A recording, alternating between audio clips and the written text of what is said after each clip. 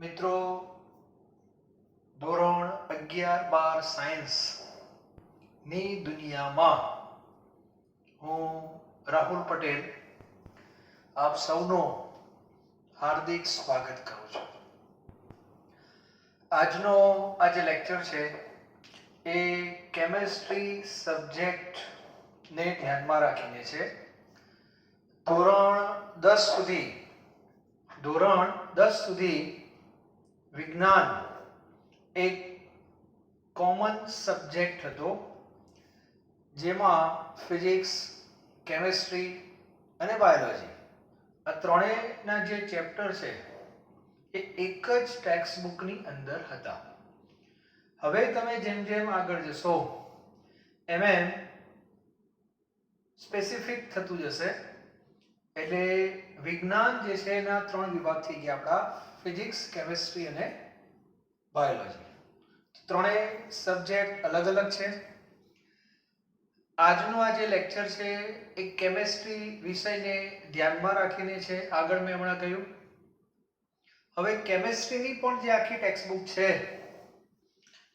એના પણ 3 ભાગમાં ચેપ્ટરો હોય છે.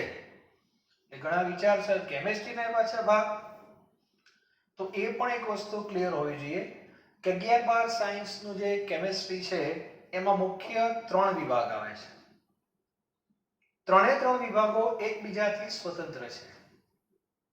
કોઈની સાથે કોઈ ડાયરેક્ટ લેવા દેવા નથી. પહેલો વિભાગ છે ફિઝિકલ કેમેસ્ટ્રી, ભૌતિક રસાયણ એવું એને કહેવામાં આવે છે. બીજો વિભાગ છે ઇનઓર્ગેનિક કેમેસ્ટ્રી, અકાર્બનિક રસાયણ વિજ્ઞાન. અને ત્રીજો વિભાગ છે ઓર્ગેનિક કેમેસ્ટ્રી, કાર્બનિક રસાયણ વિજ્ઞાન. તો આ રીતે કેમેસ્ટ્રીના પણ 3 વિભાગ છે. એ કોલેજમાં તમે જશો ત્યારે દરેકના અલગ અલગ પ્રોફેસર તમને જોવા મળશે, અલગ અલગ ટેક્સ્ટ બુક જોવા મળશે. બરાબર? આજનો આ ફર્સ્ટ લેક્ચર છે. ઘણા વિદ્યાર્થીઓએ ધોરણ 11 સાયન્સની કેમેસ્ટ્રીની ટેક્સ્ટ બુક કદાચ જોઈ પણ હશે, જાતે કદાચ અભ્યાસ કરવા પ્રયત્ન પણ કર્યો હશે. બહુ સારી વાત છે. પણ હવે બહુ ચિંતા કરવાની જરૂર નથી. હવે તમે એકલા નથી, તમારી સાથે હવે પણ જોડાયેલા છીએ. તો સૌપ્રથમ આખી જે ટેક્સ્ટ બુક છે એની જે ઇન્ડેક્સ છે, અનુક્રમણિકા, એના જે કંઈ ચેપ્ટર્સ છે એના વિશે હું તમને વધારે નહીં પણ એક બે 3 લાઈન આપીશ.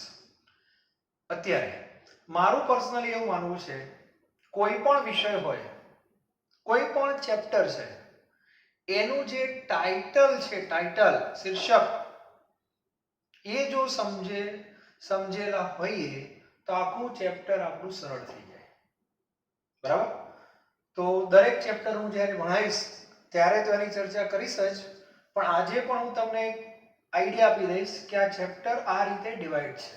એટલે તમને પોતાને પણ ખ્યાલ આવશે કે આપણે કેમેસ્ટ્રીમાં કઈ રીતે ભણવાનું છે, કયા ચેપ્ટરમાં શું હશે, કયું ચેપ્ટર કોની સાથે લિંકમાં છે, આ કયા વિભાગનું ચેપ્ટર છે, એ પણ તમને ખ્યાલ આવી જશે.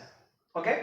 તો સૌપ્રથમ કેમેસ્ટ્રીનું પહેલું ચેપ્ટર જે ટેક્સ્ટ બુકમાં તમને જોવા મળશે, એનસીઈઆરટી ની ટેક્સ્ટ બુકમાં, એનું ટાઇટલ છે રસાયણ વિજ્ઞાનની પાયાની સંકલ્પનાઓ.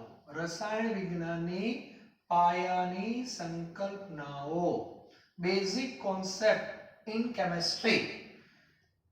એટલે આ પહેલું ચેપ્ટર ઘણા વિદ્યાર્થીઓએ જોયું પણ હશે, ઘણાને ખબર પણ પડી હશે, ઘણાને ખબર નહીં પડે કે આ બધું શું છે. તો આ ચેપ્ટર જે છે એ ચેપ્ટર ફિઝિકલ કેમેસ્ટ્રીમાં હમણાં વિભાગ એનો પાયો છે. યાદ રાખજો, આ ફિઝિકલ કેમેસ્ટ્રીનો બેઝ છે. એમાં કેમેસ્ટ્રીની બધી નાની બાબતો જે છે એને ધ્યાનમાં રાખીને બધા ટોપિક આપેલા છે. બધા જે ટોપિક છે એ આમ જોવા જઈએ તો સ્વતંત્ર છે. બરાબર? આપણે આ ચેપ્ટરથી શરૂઆત કરવાના છીએ ધીરે ધીરે. તો આ ચેપ્ટર જે છે એ ફિઝિકલ કેમેસ્ટ્રી જે છે એનું એક પાયાનું ચેપ્ટર છે કહી શકાય. એના વિશે આપણે આગળ ચર્ચા કરીશું. ત્યાર પછી બીજા નંબરનું જે ચેપ્ટર છે એનું ટાઇટલ છે પરમાણુનું બંધારણ. હવે પરમાણુ શબ્દ બધાએ સાંભળેલો જ હશે. બરાબર? તો શરૂ ક્યાંથી થાય? તો દ્રવ્ય જે છે, દ્રવ્ય એટલે જેને તમે જોઈ શકો, જેને પોતાનું દળ હોય છે એને દ્રવ્ય કહેવાય. જે દેખાવમાં ઘન પણ હોય, પ્રવાહી પણ હોય ને વાયુ પણ હોય. દ્રવ્યની અવસ્થા કોઈ પણ હોય. વર્ષોથી આપણે ભણીએ છીએ કે દ્રવ્ય એ શેનો બનેલો હોય, તો દ્રવ્ય એ અણુઓનો સમૂહ છે, આવું બોલવામાં આવે છે. બરાબર. પછી અંદર જઈએ એક સ્ટેપ, અણુની અંદર શું હોય, તો અણુની અંદર શું હોય, પરમાણુ હોય. પાછા એની અંદર જઈએ આપણે, પરમાણુની અંદર શું હોય, તો પરમાણુમાં બે ભાગ હોય, એક ન્યુક્લિયસ અને એક ન્યુક્લિયસની બહારનો વિભાગ. અને એ જે બે ભાગ છે એમાં 3 કણો છે. કયા એ તમને ખબર છે? મૂળભૂત કણો. પ્રોટોન અને ન્યુટ્રોન ક્યાં હોય? ન્યુક્લિયસમાં હોય. અને ઇલેક્ટ્રોન ક્યાં હોય? અવકાશમાં, એટલે કે કેન્દ્રની બહાર છે. તો આ ચેપ્ટરની અંદર આ જે 3 કણ છે, પ્રોટોન, ન્યુટ્રોન અને ઇલેક્ટ્રોન, એમનું સ્થાન નક્કી કરવાનું છે. એમાં પ્રોટોન અને ન્યુટ્રોનનું સ્થાન તો માથાનો દુખાવો નથી, એ તો ક્યાં છે? કેન્દ્રમાં જ છે. પણ ઇલેક્ટ્રોન માથાનો દુખાવો છે. કેમ? કેન્દ્રની બહાર છે. બહાર એટલે અવકાશમાં, દેખાતો નથી અને એને શોધવાનો છે. એમાં તકલીફ વધારે પડે. કોઈ વ્યક્તિ આપણને ખબર હોય કે ભાઈ આ ઘરમાં છે, તો એને શોધવો કેવો? સરળ. પણ એમ કે ઘરની બહાર છે તો તે મુશ્કેલ છે. એમાં ઘણા તારણો આવે, મંતવ્યો આવે. તો એવું જ કંઈક આપણે આ ચેપ્ટરમાં ભણવાનું છે કે આ ચેપ્ટરમાં ઇલેક્ટ્રોનનું સ્થાન આપણે નક્કી કરશું અને એના ઉપરથી એની ઇલેક્ટ્રોન રચના આવશે. બહુ સરસ મજાનું ચેપ્ટર છે. અલગ અલગ વૈજ્ઞાનિકોની બધા મંતવ્યો છે આ ચેપ્ટરમાં. એક આખો ઇતિહાસ છે, એના સંદર્ભમાં આખું ચેપ્ટર છે. અને એકવાર ત્રણેય કણોનું સ્થાન નક્કી થઈ જાય એટલે પરમાણુનું જે બંધારણ છે એ બની ગયું કહેવાય. બરાબર. અને એ બંધારણ દરેક પરમાણુને લાગુ પડે છે. ક્લિયર? ઓકે. ત્યારબાદ ત્રીજું જે ચેપ્ટર છે એ આવર્તનીય ગુણધર્મો છે. આવર્તનીય ગુણધર્મો. તો 10મા ધોરણમાં કદાચ આવર્ત કોષ્ટક વિશે તમે થોડું ભણેલા જ છો. આખું જે આપણું આવર્ત કોષ્ટક છે એ મુખ્ય 4 વિભાગમાં વહેંચાયેલું છે, S, P, D અને F. આ 4 વિભાગ શેના આધારે કરવામાં આવ્યા, એનો આધાર શું છે, એના વિશે ભણશું. દરેક જે સમૂહ છે S, P, D અને F, દરેકની અંદર જે તત્વો છે એ કઈ રીતે ગોઠવાયેલા છે, એમની શું લાક્ષણિકતાઓ છે, એમના શું ગુણધર્મો છે, એનું એક પાયાનું ચેપ્ટર આપણે આ ભણવાનું છે. અને હમણાં મેં તમને જે કીધું કે ઇનઓર્ગેનિક કેમિસ્ટ્રી જે આપણે ભણવાનું છે એનો આ બેઝ છે, આવર્તનીય ગુણધર્મો. આ બેઝ કોનો છે? ફિઝિકલ કેમિસ્ટ્રીનો. આ જે છે ફિઝિકલ કેમિસ્ટ્રીનું પાયાનું ચેપ્ટર છે અને આ છે ઇનઓર્ગેનિક કેમિસ્ટ્રી એટલે કે આઈસી નું ચેપ્ટર છે.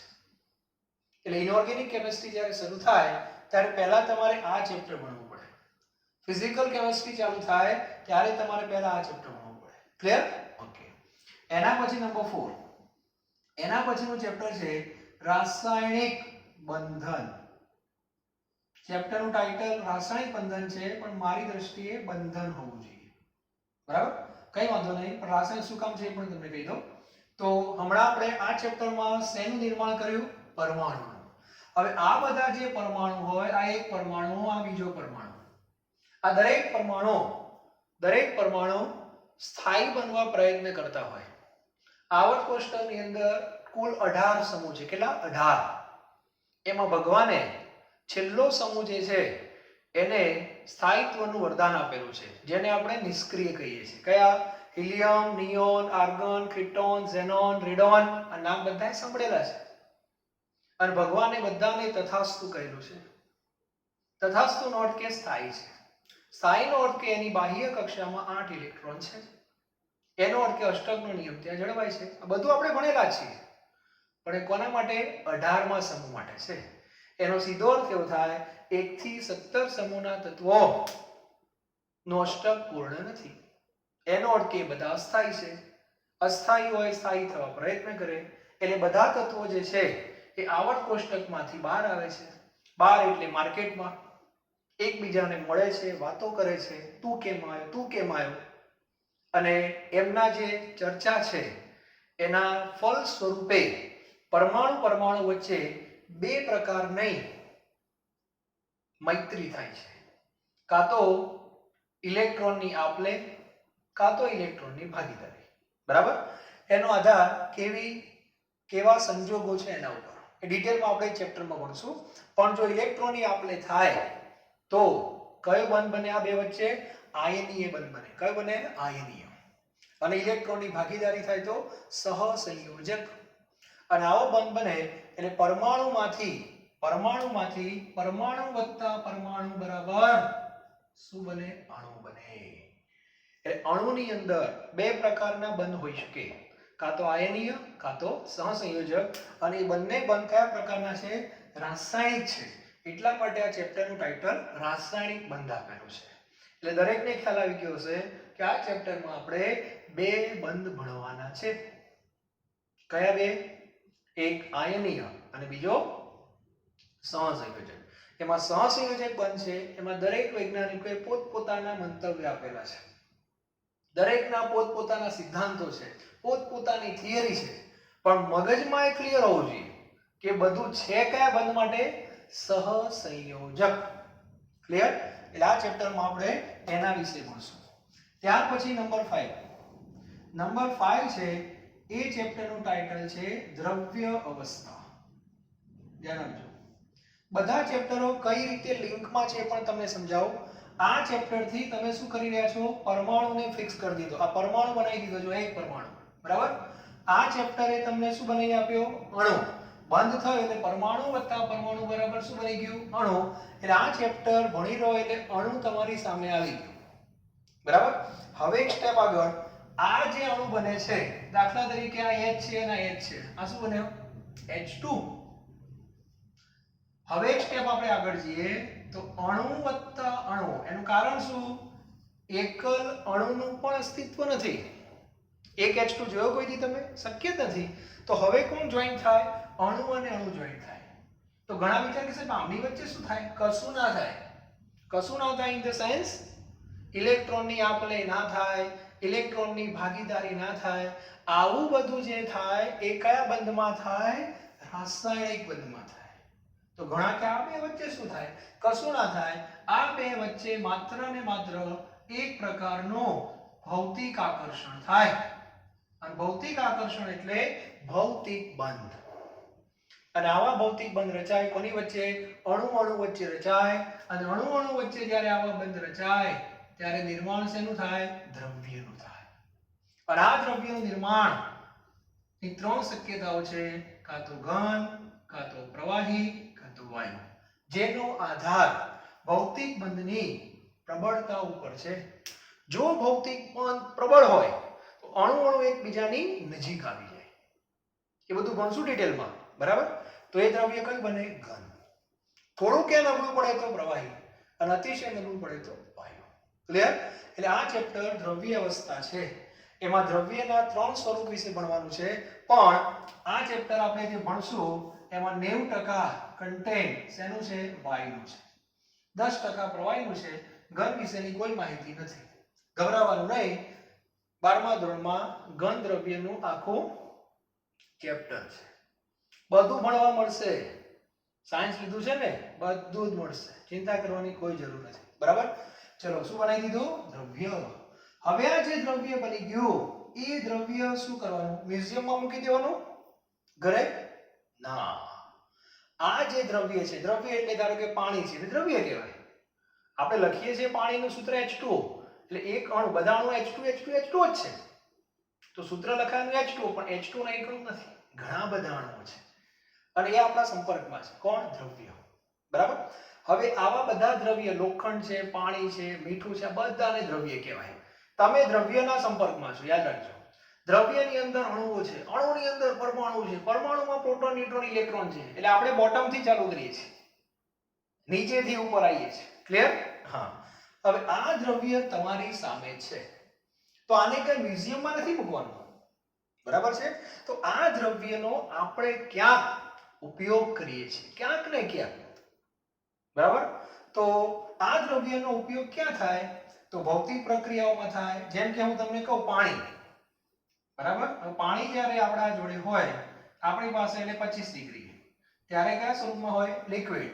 કોઈ કે ના મારે પાણીમાંથી વરાળ બનાવી છે, તેમને બને? ચલે પાણી વરાળ બન? એમ ના બને. એના માટે પાણીને ગરમ કરવું પડે. પાણીને ગરમ કરો એટલે વરાળ બની ગઈ. ચાલો આ વરાળ એટલે ગેસ. સૂત્ર કયું થાય? કહો. H2O થાય. H2O થાય. આવી પ્રક્રિયાઓને ભૌતિક પ્રક્રિયાઓ કહેવાય. શું કહેવાય? ભૌતિક. પણ એમને એમ ના થાય. શું આપી? ઉષ્મા આપી, ઉર્જા આપી. એટલે આખી ઘટનામાં ઉર્જાની એન્ટ્રી થઈ. થઈ કે ના થઈ? પાણીમાંથી વરાળ બને તો ઉર્જા આપવી પડે. કોઈ કે નામાં પાછું આવું છે તો ઉર્જાને દૂર કરવી પડે. અને આ બધું ઉર્જાની આપલે વગર શક્ય નથી. એ જ રીતે આ પાણીને તમે કોઈ રાસાયણિક પ્રક્રિયામાં લઈ શકો. ધારો કે આનું તમે શું કરવા જઈ રહ્યા છો? વિદ્યુત વિભાજન. તેમાંથી બે વાયુ છૂટા પડે, H2 અને O2, આને વિદ્યુત વિભાજન કહેવાય. તો આને કઈ પ્રક્રિયા કહેવાય? આને રાસાયણિક પ્રક્રિયા કહેવાય. તો આની અંદર પણ ઉર્જાની એન્ટ્રી હોય. તો કોઈ પણ દ્રવ્ય કોઈ પણ પ્રક્રિયામાં ભાગ લે એટલે ઉર્જા પિક્ચરમાં આવે. અને એ ઉર્જાની જે કઈ ગણતરી છે, પહેલા કેટલી હતી, હવે કેટલી આપી, કેટલી વધી, બરાબર, કેટલી ઘટી, જે હોય બધું, એ બધાનો અભ્યાસ અલગથી વિજ્ઞાનની એક વિશાળ શાખામાં કરવામાં આવે છે. અને એ જે વિશાળ શાખા છે એનું નામ છે ઉષ્માગતિશાસ્ત્ર, થર્મોડાયનેમિક્સ. જો દરેક ચેપ્ટર લિંકમાં આવે છે. પહેલા પરમાણુ બનાવ્યો, પરમાણુમાંથી અણુ બનાવ્યો, અણુમાંથી દ્રવ્ય બનાવ્યું. હવે આ દ્રવ્ય પ્રક્રિયામાં ભાગ લઈ રહ્યું છે. ભાગ લઈને ઉર્જાના વિનિમય થાય, ઉર્જાની આપલે થાય, ઉર્જાના ફેરફારો થાય. તો કેટલો ફેરફાર થયો એની ગણતરી કરવી પડે. અને એ ગણતરી વિજ્ઞાનની આ શાખામાં શીખવાડવામાં આવે છે, જેને ઉષ્માગતિશાસ્ત્ર, થર્મોડાયનેમિક્સ એવું કહેવામાં આવે છે. બરાબર? ત્યાર પછી કોઈ પણ દ્રવ્ય જ્યારે આપણે પ્રક્રિયામાં ભાગ લેતું હોય ત્યારે પ્રક્રિયાઓની અંદર અમુક પ્રક્રિયાઓ આપમેળે થતી હોય, અમુક આપમેળે ન પણ થતી હોય. ઘણા કે આપમેળે થવું ને આપમેળે ન થવું એમાં શું ફેર? તો એ બરફ મૂકો તો સાહેબ ઓગળી જાય. ઓગળી જાય એટલે શું બને? પાણી. તો બરફમાંથી પાણી બની કે ના બન્યું? ચલો એ પ્રક્રિયામાં તમારી હું હાજરી જોઈએ? કશું જ નહીં. એ પ્રક્રિયા આપમેળે થાય છે. ચલો પાણીમાંથી બરફ બનાવો તો આપમેળે ના થાય. થાય ખરું પણ આપમેળે ના થાય. ફ્રીજમાં મૂકવું પડે. ફ્રીજ એ બાહ્ય બળ કહેવાય. એટલે જે બાહ્ય બળની હાજરીમાં પ્રક્રિયા થાય એને આપમેળે થતી પ્રક્રિયા નથી. વિદ્યાર્થી કેટલા પ્રકારના હોય? બે. ખ્યાલ આવી ગયો? હા, ઘણા ખબર પડી ગઈ. ઘણા આપમેળે ભણતા હોય, કેવું ના પડે, અને ઘણાને ભણાવવા માટે બાજુમાં વાલીએ બેસવું પડે. એટલે આપણે કઈ કેટેગરીમાં આવવાનું છે? ખ્યાલ આવી ગયો? હા, બરાબર. 11-12 સાયન્સ શબ્દ ભૂલતા નહીં. 11-12 સાયન્સ. બરાબર. તો જ્યારે કોઈ પ્રક્રિયા આપમેળે થતી હોય એ અમુક સમય પછી સંતુલન સ્થિતિમાં આવતી હોય છે. સંતુલન સ્થિતિ એટલે પ્રક્રિયા પછી આગળ વધતી નથી, એક બેલેન્સ આવી જાય. તો એક ચેપ્ટર છે સંતુલન, એના વિશે આપણે ભણવાનું છે. આ સંતુલનમાં ભૌતિક પ્રક્રિયામાં પણ સંતુલન આવે અને રાસાયણિક પ્રક્રિયામાં પણ સંતુલન આવે. તો આટલા ચેપ્ટર તમને જોવા મળશે કેમિસ્ટ્રીની અંદર. કે પૂરું થઈ ગયું પાર્ટ 1. બે ટેક્સ્ટબુક છે તો પાર્ટ 1 માં આટલા ચેપ્ટર આવશે. બરાબર. ત્યારબાદ પાર્ટ 2 જે છે એમાં 8મું ચેપ્ટર તમારી સામે આવશે. એનું નામ છે રેડોક્સ. ઘણા કે રેડોક્સ એટલે શું? તો રેડોક્સ એટલે બીજું કંઈ નહીં, ઓક્સિડેશન અને રિડક્શન નો સમન્વય. ઓક્સિડેશન શું છે, રિડક્શન શું છે, આ બધું તમે ભણેલા છો. બરાબર. પણ એને થોડું ડિટેલમાં આપણે ભણવાનું છે કે રેડોક્સ પ્રક્રિયાઓ કેવી હોય. રેડોક્સ એ રાસાયણિક પ્રક્રિયા જ છે. રાસાયણિક પ્રક્રિયાનું એક ઉદાહરણ છે રેડોક્સ. બધી રાસાયણિક પ્રક્રિયાઓ રેડોક્સ નથી, સમજાય છે? પણ રેડોક્સ એ રાસાયણિક પ્રક્રિયા કહેવાય. તો એના વિશે ભણશું. બહુ સરસ ચેપ્ટર છે, મજા આવશે. ત્યાર પછી 9મું ચેપ્ટર છે હાઇડ્રોજન. હવે આવર્ત કોષ્ટક આપણું જે છે એમાં પહેલામાં પહેલું તત્વ કયું છે? હાઇડ્રોજન. બરાબર છે. આખા આવર્ત રોલ નંબર 1 ટૂંકમાં હાઇડ્રોજન ને રોલ નંબર 1. તો રોલ નંબર 1 જે આપણો છે એના વિશે બધી માહિતી આપણી પાસે હોવી જોઈએ. હાઇડ્રોજન શું છે, એના ગુણધર્મો, ઉપયોગો, બહુ સરસ ચેપ્ટર છે. એના બધા સંયોજનો છે, પાણી છે ખાસ કરીને, એટલા માટે આ ચેપ્ટર ભણવું છે. કારણ કે પાણીની અંદર મુખ્ય તત્વ હાઇડ્રોજન અને ઓક્સિજન છે. એટલે હાઇડ્રોજન વગર જીવન શક્ય નથી એવું કહી શકાય. તો આપણે એના વિશે ભણશું. એના પછી ધીરે ધીરે આગળ વધીએ. હાઇડ્રોજન પૂરું થાય એટલે આપણું જે આવર્ત કોષ્ટક છે એના કેટલા વિભાગમાં કીધા તમને? S, P, D અને F. એમાં S વિભાગ તમારે ધોરણ 11 માં ભણવાનો છે કે S વિભાગમાં કેટલા તત્વો છે, એના નામ, ઇલેક્ટ્રોન રચના, આ બધું તમારે આવશે ડિટેલમાં. એના પછી 11મા નંબરનું ચેપ્ટર છે એમાં કોઈ વિભાગ આવશે? P વિભાગ. P વિભાગ બહુ જ મોટો છે. કારણ કે મોટો એટલે એમાં સમૂહ વધારે છે. 13મો સમૂહ, 14, 15, 16, 17 અને 18. તેમાંથી 13 અને 14 બે સમૂહ તમારે ખાલી આમાં ભણવાના છે. 13 અને 14 આની જેમ જ. બરાબર? તો આ રીતે S વિભાગ છે, પછી P વિભાગ છે. ત્યાર પછી 12મા નંબરનું જે ચેપ્ટર છે OC. કારણ કે OC એટલે શું? OC એટલે ઓર્ગેનિક કેમિસ્ટ્રીનું પાયાનું ચેપ્ટર. ફરીથી સમજાવી દઉં તમને. મેં શું કીધું? કેમિસ્ટ્રીના 3 વિભાગ છે: ફિઝિકલ કેમિસ્ટ્રી, ઇનઓર્ગેનિક કેમિસ્ટ્રી અને ઓર્ગેનિક કેમિસ્ટ્રી. ફિઝિકલનું પાયાનું ચેપ્ટર પહેલો, ઇનઓર્ગેનિકનું ત્રીજું, ઓર્ગેનિકનું 12મું. બરાબર? અને ઓર્ગેનિક આવે ઘણા ટેન્શનમાં આવી ગયા. 10મામાં સાહેબ અઘરું તો પડતું હતું. ચિંતા ના કરો, એકદમ બોટમ થી ઉપાડવાનું છે આ ચેપ્ટર. અને ઓર્ગેનિક કેમિસ્ટ્રી, કાર્બનિક રસાયણ વિજ્ઞાન, એનો હીરો કોણ? તો હીરો કોણ? કાર્બન. બરાબર? અને હિરોઈન કોણ? હાઇડ્રોજન. અને એમનો આખો પરિવાર. બરાબર? તો આ ચેપ્ટર આપણે આખું બોટમ થી ઉપાડવાનું છે. ધ્યાન આપજો. બરાબર? કે કાર્બન કઈ રીતે અન્ય તત્વો સાથે જોડાય છે, કયા બંધથી જોડાય છે, શા માટે જોડાય છે, એ બધી ચર્ચા આની અંદર આપણે કરવાની છે. પછી એનો જે પરિવાર છે એના બધા અલગ અલગ ચેપ્ટર આવશે. કાર્બનના પરિવાર ટોટલ 20 છે. કેટલા? 20. એમાંથી એમનો પહેલો જે પરિવાર છે એને હાઇડ્રોકાર્બન પરિવાર કહેવામાં આવે છે. કયો પરિવાર? હાઇડ્રોકાર્બન. અને એની અંદર 4 સભ્યો તમારે ભણવાના છે. એક સભ્ય આલ્કેન. આ બધું તમે 10મામાં ભણી ગયા. આલ્કીન, પછી આલ્કાઇન અને એરીન. આ રીતે છે. અને આપણે જે આ 20 સભ્યો ભણશું ને એ આમ રેન્ડમ નહીં ભણીએ, એકદમ પદ્ધતિસર ક્રમશઃ ભણવાના છે. જે રીતે 11, 12 સાયન્સમાં એના ચેપ્ટર્સ છે એ પ્રમાણે આ 20 પરિવાર ક્રમબદ્ધ ભણવાના છે. ક્લિયર? એટલે 11મા ધોરણમાં 20માંથી આ 4 પરિવાર તમારે ભણવાના છે. સ્વતંત્ર આલ્કેન, આલ્કીન, આલ્કાઇન અને એરીન. આ દરેક પરિવાર જે છે દરેક શ્રેણીમાં પહેલો સભ્ય કોણ, બીજો કોણ, ત્રીજો, દરેકનું સમાનધર્મી શ્રેણીનું સૂત્ર આવશે, દરેકના IUPAC નામ આવશે, દરેકની બનાવટ આવશે, દરેકના ગુણધર્મો આવશે, દરેકના ઉપયોગ આવશે. આ બધી ચર્ચામાં આવશે. અને છેલ્લું ચેપ્ટર જે છે પર્યાવરણ. બરાબર? એક એના વિશે થોડી ચર્ચા છે. આપણે જે જગ્યાએ રહીએ છીએ, બરાબર, આજુબાજુ જે તમને દેખાય છે એ બધું પર્યાવરણ છે. એ પર્યાવરણમાં આપણાથી જાણતા ઘણા બધા પ્રદૂષણ ને બધું થતું હોય છે. એના વિશે થોડી માહિતી છે. તમને બધું ખબર જ છે આમ તો. ગ્રીન હાઉસ અસર કોને કહેવાય? ઓઝોનના સ્તરમાં ગાબડા પડે છે. આ બધી જે ઘટનાઓ છે એ કઈ રીતે થાય છે? આપણાથી જ આમ તો થાય છે. એના માટે શું કરવું જોઈએ? બરાબર? તે બધી ચર્ચા આની અંદર આપેલી છે. તો આ રીતે ધોરણ 11 સાયન્સ કેમિસ્ટ્રીમાં ટોટલ 14 ચેપ્ટર છે એવું કહી શકાય. બરાબર? એમાં ફિઝિકલ કેમિસ્ટ્રી, ઇનઓર્ગેનિક અને ઓર્ગેનિક. તો ફિઝિકલ કેમિસ્ટ્રીના પાયાના ચેપ્ટરમાં પહેલું આવશે. બરાબર? એના પછી આ ચેપ્ટર જે છે એ પણ ફિઝિકલ કેમિસ્ટ્રીનું છે. આ પણ ફિઝિકલ કેમિસ્ટ્રી, આ પણ physical chemistry, physical chemistry, physical chemistry અને રેડોક્સ પણ ફિઝિકલ કેમિસ્ટ્રી. વિચારો, 1, 2, 3, 4, 5, 6, 7 ચેપ્ટર ફિઝિકલ કેમિસ્ટ્રીના છે. ક્લિયર? ત્યાર પછી આઈસી આવર્ત કોષ્ટકની સામાન્ય સમજૂતી ભણ્યા બાદ પહેલો વિભાગ હાઇડ્રોજન ભણવાનું તમારે. આ આઈસી છે, આ પણ આઈસી અને આ પણ આઈસી. ઇનઓર્ગેનિક કેમિસ્ટ્રીના 4 ચેપ્ટર કહી શકાય. 1, 2, 3 અને 4. ઓર્ગેનિક કેમિસ્ટ્રીના 2 ચેપ્ટર છે, 12 અને 13. અને એન્વાયરમેન્ટ છે એ સ્પેશિયલ ચેપ્ટર છે. બરાબર છે? ટીપી. કારણ કે ટીપી એટલે શું? Time pass. ઓકે? પણ આપણે એને વ્યવસ્થિત ભણવું જોઈએ સાયન્સના વિદ્યાર્થી તરીકે.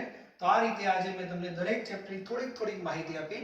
પણ દરેક ચેપ્ટર લિંકમાં છે, યાદ રાખજો. દરેક ચેપ્ટર લિંકમાં છે. હવે આગળ આપણે કઈ રીતે ભણવાનું છે? તો આપણે ફિઝિકલ કેમિસ્ટ્રી જે છે ત્યાંથી આપણે શરૂઆત કરવાની છે. બરાબર? એમાં પાયાનું ચેપ્ટર પહેલું છે એનો અર્થ એવું નહીં કે ચલો એ પહેલા ચેપ્ટરમાં છે એટલું જ એનું પાયાનું નોલેજ છે. ઘણું બધું પાયાનું નોલેજ છે. એટલે હું તમને ખાલી ફિઝિકલ કેમેસ્ટ્રીનું પાયાનું નોલેજ જે પહેલા ચેપ્ટરમાં છે એ જ આપીશ એવું નહીં. એ સિવાય બીજી ઘણી બધી ચર્ચા હું તમારી સાથે કરવાનો છું. બરાબર છે? એન્જિનિયરિંગના બેઝ ઉપર હું ચર્ચા કરીશ. ઘણા કે એટલે શું? આ બધી જે પ્રક્રિયાઓ થતી હોય છે ઇન્ડસ્ટ્રીમાં થતી હોય છે એ લોકો કઈ રીતે કરતા બધી માહિતી હું તમને આપીશ જે કદાચ બુકમાં પણ નહીં હોય અને એકદમ ફંડામેન્ટલ નોલેજ હશે. એટલે આપણા જે શરૂઆતના 1-2 લેક્ચર હશે ફંડામેન્ટલ ઉપર ચાલશે અને એ ચેપ્ટર ટોપિક બધા છે આ ચેપ્ટર સાથે લિંકમાં આવી જશે. તમને ખ્યાલ પણ નહીં આવે અને ચેપ્ટર પૂરું થઈ જશે અને પછી તમારે ટેક્સ્ટબુક જોવાની. ઓહો આ તો બધું સાહેબે ભણાવ્યું છે. બરાબર છે? એ બધો તમને અનુભવ થશે. હવે લેક્ચર પૂરું થાય પહેલા હું તમને એક નાની પઝલ કે કોયડા જેવું કહું છું. એટલે ફંડામેન્ટલ નોલેજ કોને કહેવાય એ તમને ખબર પડી જાય. બરાબર? એટલે 11-12 સાયન્સમાં માત્ર ગોખણિયું જ્ઞાન જે કહેવાય એ ચાલતું નથી. બરાબર છે? સમજવું પડશે. JEE નીટની આપણે જે બધી વાતો કરીએ છીએ, પરીક્ષાઓ આપી છે સાહેબ, શું છે, આમ છે, બહુ આપણે ચર્ચા બહુ કરીએ છીએ, પણ એના માટે જે કામ કરવાનું છે ને એમાં આપણે પાછા પડીએ છીએ. અને એમાં કોન્સેપ્ટ જે છે તમારો ક્લિયર હોવો જોઈએ. અને એક સામાન્ય તમને ઉદાહરણ આપું, તમને ખ્યાલ આવી જશે. બરાબર? તો જો એના કોયડો તમારો તમને હું આપું છું. જેને એનો જવાબ આવડે એને મારો જે નંબર છે, બરાબર, રાહુલ સર, બધાને ખ્યાલ જ છે, એમાં તમારે મને આન્સર આપવાનો. બરાબર? આવતીકાલનું લેક્ચર આવે ત્યાં સુધીમાં દરેક પ્રયત્ન કરજો અને એની આપણે ચર્ચા લેક્ચરમાં કરશું, નવા લેક્ચરમાં. બરાબર? તો આ રીતની માહિતી છે કે માની લો કે કોઈક વિદ્યાર્થી છે 11-12 સાયન્સ બહુ સરસ ભણે છે, બહુ સરસ ભણે. સરસની વ્યાખ્યા આપણને કોઈ ખબર નથી, પણ સરસ એટલે હું કહું તમને કે ચલો એને 94% આવી ગયા. એટલે આપણે બધું નક્કી પર્સન્ટેજને આધારે કરતા હોઈએ છીએ કે વિદ્યાર્થી બહુ સરસ ભણે, બહુ હોશિયાર વિદ્યાર્થી છે, 94. હવે 94% સાથે એ વિદ્યાર્થી પાસ થયો. એ ગ્રુપનો વિદ્યાર્થી હશે તો સારામાં સારી એન્જિનિયરિંગ કોલેજમાં ધીરુભાઈ અંબાણી છે ત્યાં એડમિશન લેશે. બી ગ્રુપનો હશે તો બીજે મેડિકલમાં માની લો કે ગયો. બધામાં રેકોર્ડ સારો, JEE નીટ બધું બેસ્ટ છે. ટૂંકમાં વેલ રેપ્યુટેડ કોલેજમાં એને એડમિશન લીધું. ત્યાં પણ એનો ફર્સ્ટ ડે હશે કોલેજમાં. જેમ અત્યારે તમારો ફર્સ્ટ ડે સ્કૂલમાં હોય એ રીતે કોલેજમાં જશો તો ત્યાં તમારો ફર્સ્ટ ડે હશે. ત્યાં તમે જ્યારે કોલેજમાં ગયા ત્યાંના જે પ્રોફેસર છે, લેક્ચરર્સ છે, એની સાથે તમારી સાથે ઇન્ટ્રોડક્શન કરશે. માની લો કે ત્યાં કોઈ પ્રેક્ટિકલની લેબ છે, ત્યાં બધા બેઠા હશે, 1 by 1 સર બધાને બોલાવતા હશે, તમને પણ બોલાયા. બરાબર? પહેલા નામ ને બધું જે કંઈ ફેમિલી બેકગ્રાઉન્ડ છે તમે ડિસ્કશન કરી. પછી તમને પૂછ્યું કે પર્સન્ટેજ કેટલા લાવ્યા 12th માં, બોર્ડમાં કેટલા? એટલે તમે આમ છાતી કાઢીને બોલશો સાહેબ 94. એક રૂહાબ હોય છે. બરાબર? સર કે બહુ સરસ.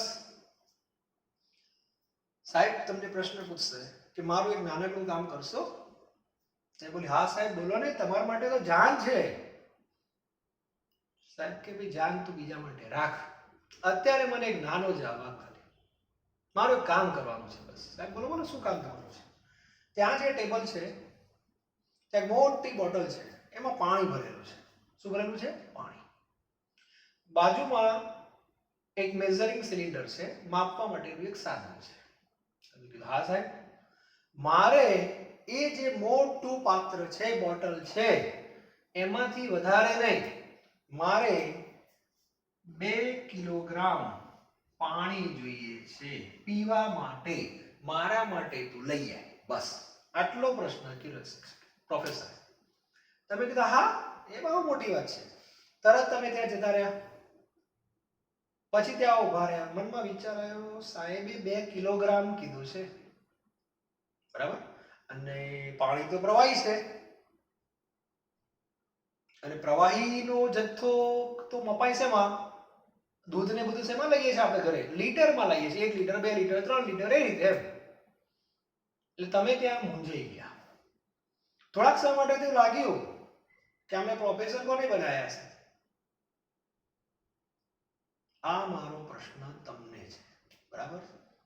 આજે તમે મારી સામે છો, તમે મારા માટે 2 કિલોગ્રામ પાણી લાવો મને, કઈ રીતે લાવશો એ તમારે મને કહેવાનું છે, બરાબર છે? આનો જવાબ તમારે મને WhatsApp નંબર મારો છે, આવતીકાલ સુધીમાં તમે મને આપો. હું જોઈશ કેટલા વિદ્યાર્થી આનો મને જવાબ આપે છે, બરાબર? અને નેક્સ્ટ લેક્ચરમાં આપણે એની ચર્ચા કરશું. આને કહેવાય ફંડામેન્ટલ નોલેજ. આવા ઘણા બધા પ્રશ્નો આપણી સાથે છે જેને આપણે ઇગ્નોર કરતા હોઈએ છીએ. તો આવી નાની નાની બાબતો જો મગજમાં ક્લિયર હશે તો જ આપણે કેમેસ્ટ્રી આપણું સારું જશે, તો જ આપણે એને ભણી શકશું. તો કોઈ પણ વિષયને આ રીતે આપણે ભણવાનો છે, નહીં કે ખાલી ગોખીને. ક્લિયર? તો આજનું લેક્ચર અહીંયા પૂરું થાય છે. કદાચ આજના લેક્ચરની કોઈ વર્કશીટ નહીં હોય, પણ આ મોટી વર્કશીટ, આનો મને જવાબ તમારે આપવાનો છે. લેક્ચર આઉટ શરૂ થાય પહેલા WhatsApp મને જવાબ પહોંચાડી દેજો. પ્રશ્ન તમારી સામે જ છે, મારે 2 કિલોગ્રામ પાણી જોઈએ છે, બસ. Clear? Okay, thank you very much. જવાબ તમારો પોતાનો હોવો જોઈએ, કોઈની મદદ લીધા વગર. તમે તમારા મગજને કસરત આપો કે આનું શું કરવું, પ્રયત્ન કરો. કાલે હું તમને જવાબ આપવાનો છું, પણ અત્યારે તમે પોતે પ્રયત્ન કરો. Okay, thank you very very much.